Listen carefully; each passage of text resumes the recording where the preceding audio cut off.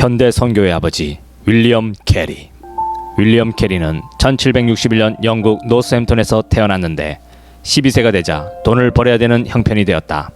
윌리엄의 아버지는 니콜라스라는 구두 수송공에게 아들을 부탁했다. 그 가게에서 일하던 사람들 가운데 존 와르라는 사람을 만나게 되었는데 하나님은 그를 통해 젊은 윌리엄의 삶이 영적으로 각성되도록 하셨다.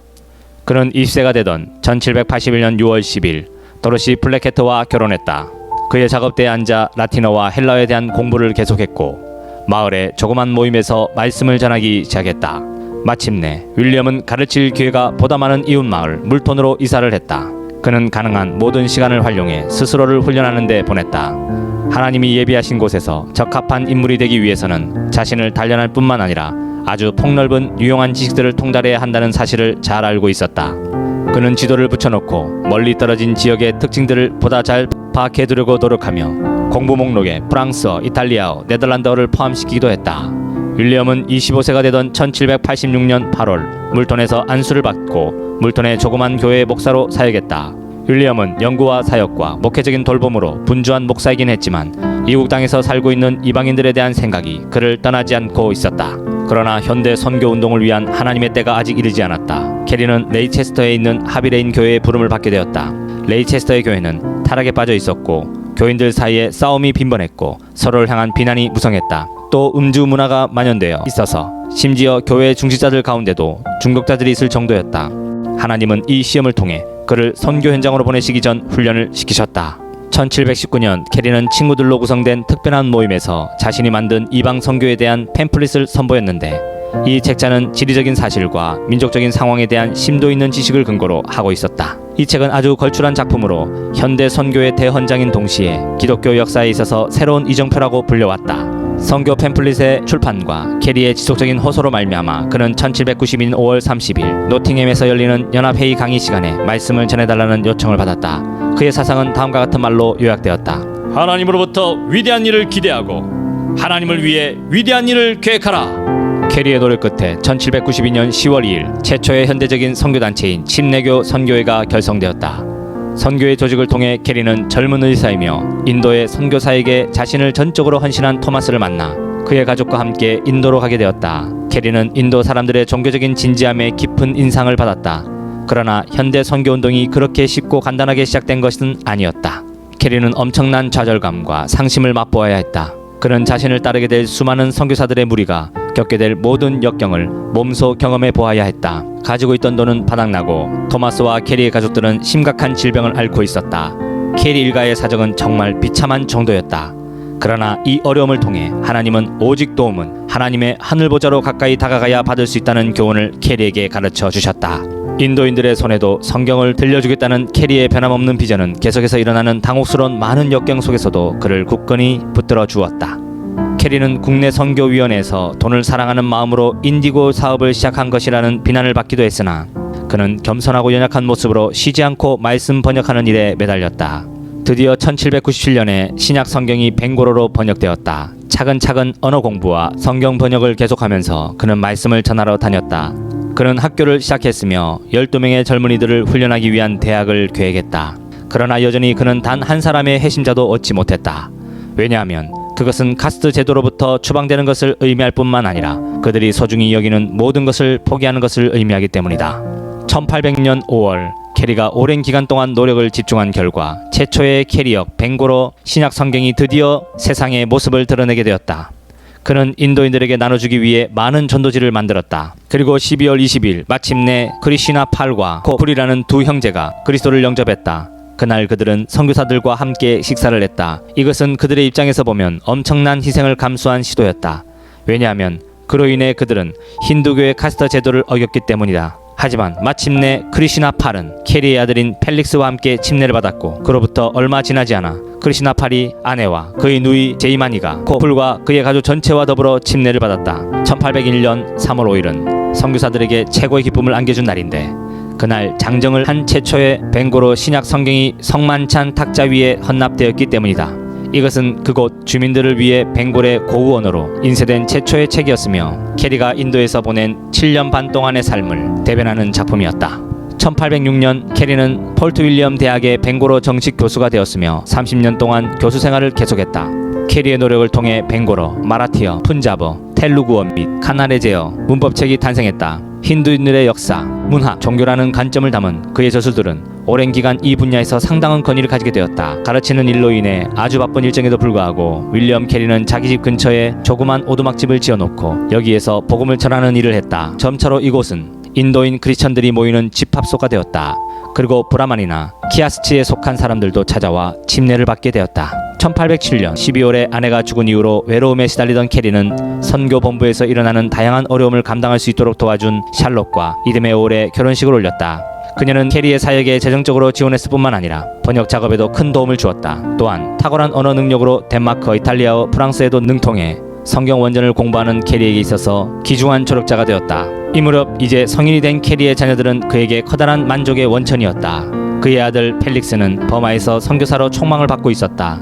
젊은 윌리엄도 안수를 받았으며 선교사 겸 선교 사업가로 일하게 되었다. 또한 캐리는 이 시기에 브라운 대학에서 수여하는 신학박사 학위를 받는 영예를 안게 되었다. 사실 캐리의 중심 사역은 성경 번역이었다. 그는 그 일을 가장 우선시했을 뿐만 아니라 그 일에 가장 많은 애착을 가지고 있었다. 캐리는 명석한 두뇌를 바탕으로 동양 언어학의 대가로 자리매김하게 되었다. 그 가운데 가장 커다란 시험이 1812년 3월 11일에 닥쳐왔는데 성경을 인쇄하는 인쇄소에 갑자기 화재가 발생해 사흘 동안이나 불타올랐다. 그 결과 새까맣게 탄 사무실 껍데기와 몇 가지 문서만이 남았다. 영국으로부터 건네받아 상당량 비축되어 있던 종이도 불길에 모두 날려버렸고 타미러와 중국어 출판을 위한 새로운 활자들도 모두 날아갔다. 그러나 선교본부의 원조 요청에 도처에 있는 친구들이 편지, 돈, 인쇄장비, 가구 및 다른 모든 필수품들을 보냈다. 하지만 더 놀라운 은혜가 다른 경로를 통해 임했다. 선교본부에서 달성한 커다란 성과들이 영국 교계에 극적으로 알려지게 되었고 그 즉시로 그들도 여기에 동참하게 된 것이다. 이제 캐리와 동료들은 복음 전도 및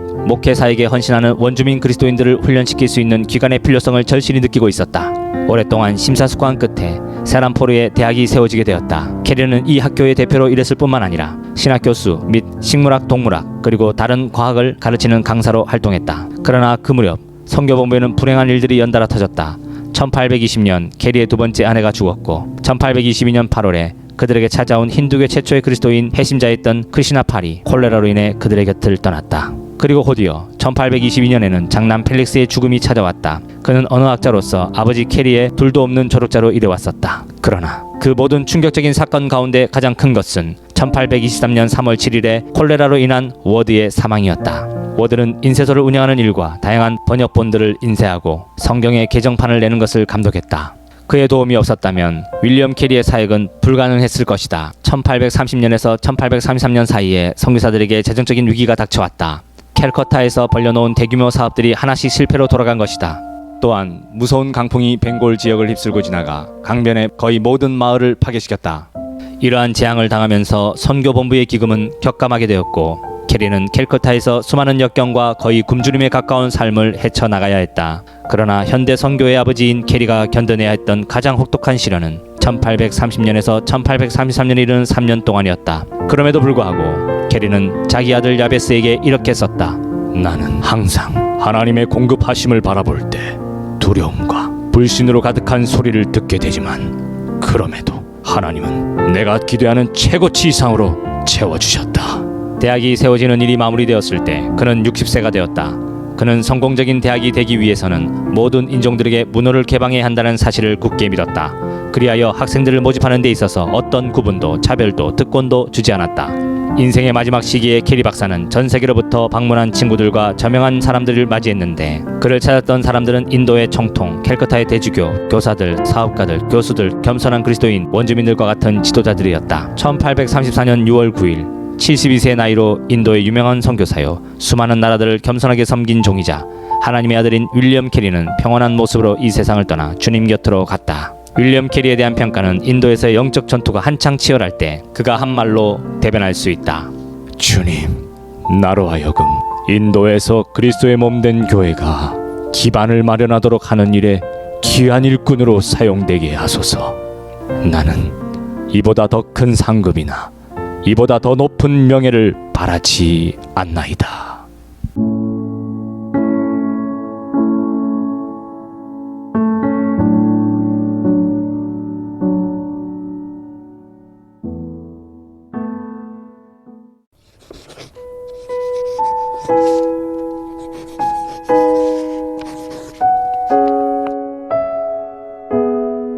우리가 살아가는 이 세상은 눈에 보이는 세계만 있는 것이 아니라 보이지 않는 세계가 있습니다.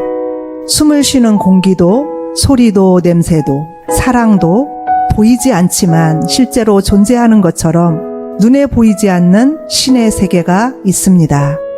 무속인들을 보면 신이 있다는 사실을 알 수 있는데, 멀쩡한 사람이 어느 날 신을 받으면 무속인이 되고, 무속인이 되면 굿을하고 점도 치고 작두에 올라타서 춤을 추고 죽은 자의 목소리를 흉내내면서 지나간 과거를 본듯이 이야기하는 모습을 보면 신이 있다는 사실을 인정할 수밖에 없습니다.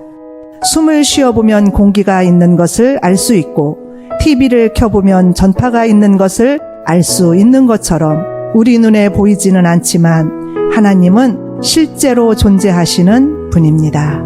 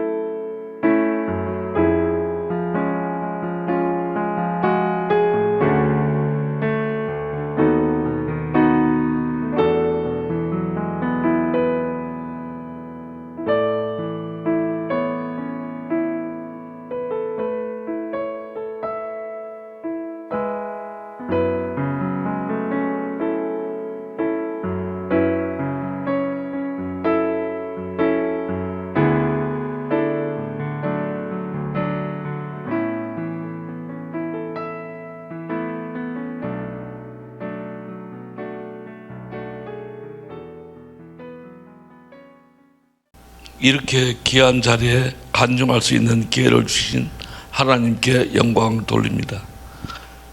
저는 안산 예심교회를 섬기고 있는 안수집사 심정도입니다.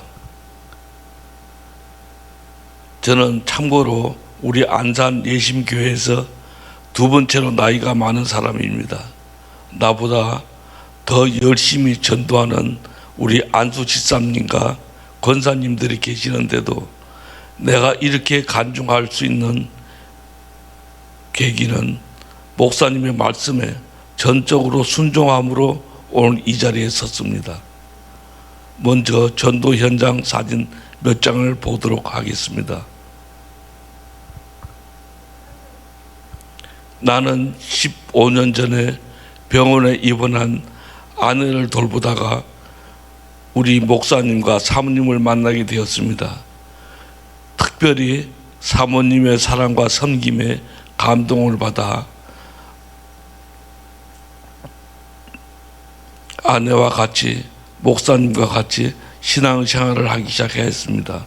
그러던 중 아내는 먼저 천국으로 보내는 이별의 아픔도 있었지만은 저는 구청에서 더 열심히 일하면서 일에 묻혀 살았습니다. 교회는 주일 예배만 열심히 섬기는 정도였고 신앙생활은 오랫동안 했지만 전도에 대해서는 그렇게 크게 비중을 두지는 않고 교회만 열심히 다니는 수준이었습니다.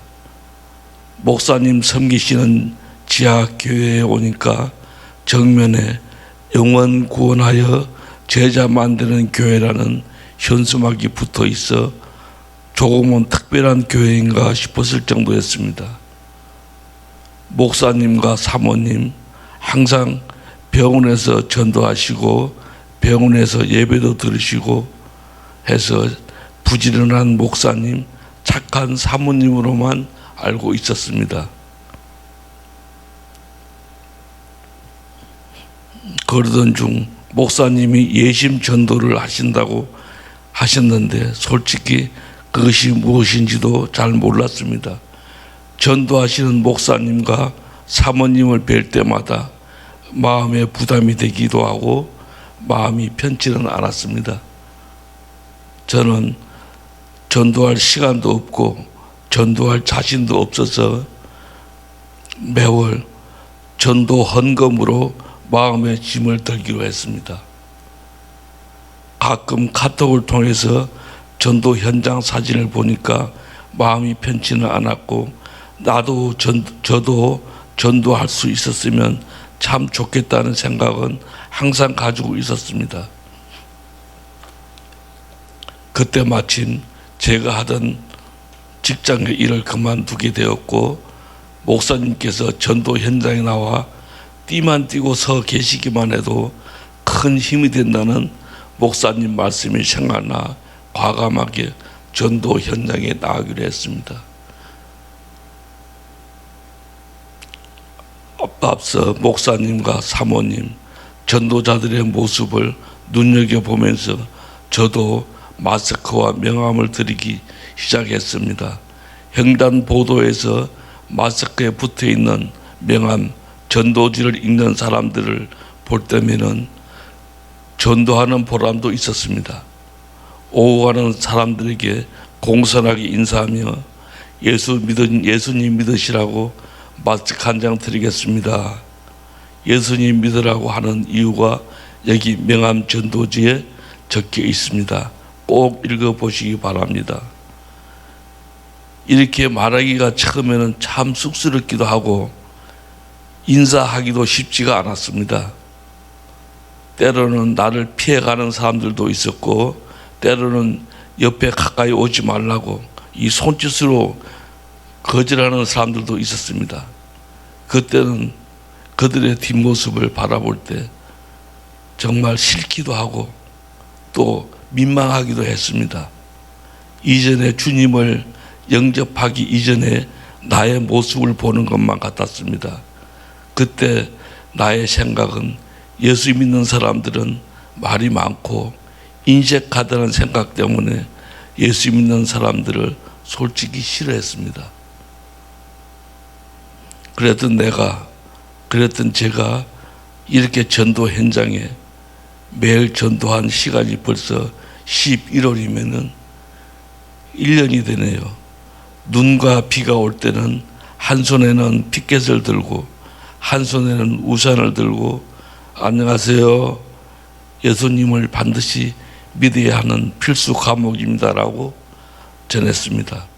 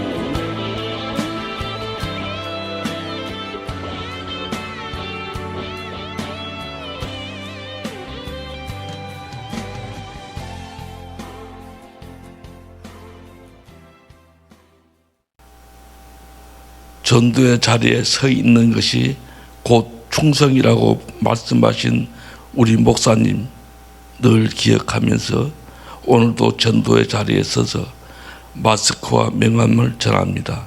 이제 매일 같은 시간, 같은 장소에서 수개월 전도하다 보니 지나가는 행인들이 인사도 하고 오랜만에 보는 사람들은 그동안 안부도 묻는 관계까지 나가게 되었습니다. 그러다가 반응이 오면은 지금은 조금 더 나아가서 명함 전도지 중에 1번을 전하면서 여기 명함 전도지가 붙어 있으니 꼭 읽어보세요 하며 전하면서도 생각해 봅니다. 바쁘게 걷는 행인들에게 시간을 많이 뺏지 않고 전도하기에 참 용이했습니다.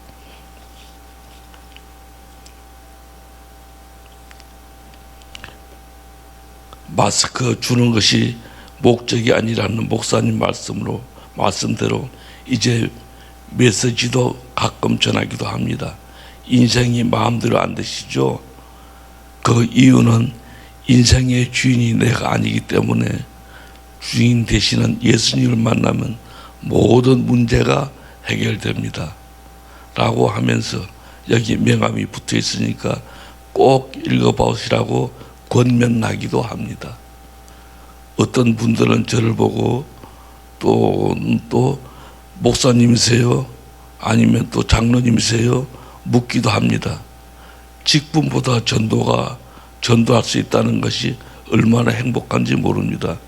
지난 1년 동안 일하지 않고도 아직 굶지 않고 이렇게 물질의 어려움 없이 건재한 것은 분명히 하나님이 함께 하시고 도와주셨음을 확실히 믿습니다. 지금은 전에 일했던 동료들이 일할 곳이 있으니 일하러 가자고 함에도 순간적으로 거절하는 나의 모습에 나도 놀랍고 또 내 정신이 아닌 것만 같았습니다. 내가 왜 이러지? 일을 해야 하는데 또 돈을 벌어야 하는 그런 생각은 순간적으로 머리에 스쳐갈 뿐 물질의 관심보다는 혹시나 전에 같이 일했던 동료들과의 사이가 멀어지고 친구들과 등지는 삶이 되지 않을까 하는 생각에 두려움이 밀려올 때도 있었습니다. 그러나 역시 인생은 내 의지대로 안 되고 나의 주인이신 하나님의 선한 의도대로 나를 인도하실 것을 믿습니다. 요즘은 전도와 민수기 하야통상을 하면서 훈련과 동행, 군대는 훈련이라는 말씀에 마음을 새깁니다. 매일 목사님이 보내주시는 녹음으로 설교로 교재로 살펴보다가 이해가 안 갈 때면은 포커스와 Q&A를 살펴보면 본문의 의도가 조금씩 이해가 되기 시작합니다. 하야통상은 성경을 공부하기에 참 유익한 책이고 보면 볼수록 푹 빠져들게 하고 책을 덮을 때는 항상 시간이 아쉽습니다. 지금 나 자신을 돌아보면 저 같은 작은 믿음에도 하나님이 기뻐하시고 지혜 주심에 감사드립니다.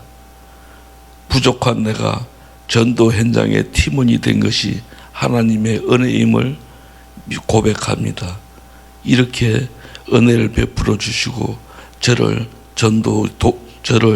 전도의 도구로 이렇게 사용해 주시고 하나님의 사역을 잘 감당할 수 있도록 하나님이 도와주신 것을 확실히 믿습니다.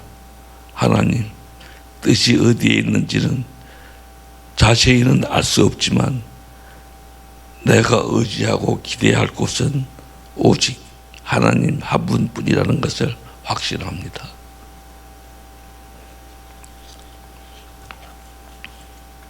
마지막으로 우리 안산 예심교회의 표어가 영원 구원하여 제자 만드는 교회입니다. 특별히 우리 안산 예심교회는 12 제자의 비전을 품고 주님 의지하며 나갑니다. 우리 목사님이 12명을 전도하지 못하면 저의 부의금을 회수하신다는데 12명을 꼭 전도해서 내 부의금은 우리 소녀에게 전달되기를 우리 주님께 도와달라고 기도합니다. 이 방송을 보시는 여러분들도 저가 꼭 12명을 전도할 수 있도록 기도해 주시기 바랍니다. 안수 집사로서 연장자로서 더욱더 예수님께 집중, 전도에 집중, 12 제자에 집중하여 기적자, 간중자, 축복자의 삶을 살기를 원합니다. 그리고 천국을 실감하는 우리 안산 예심교회를 공동체로 만들기 위하여 더욱더 주님 기뻐하시는 사역에 충성하기를 결단하면서 오늘 저의 간증을 마무리하겠습니다. 감사합니다.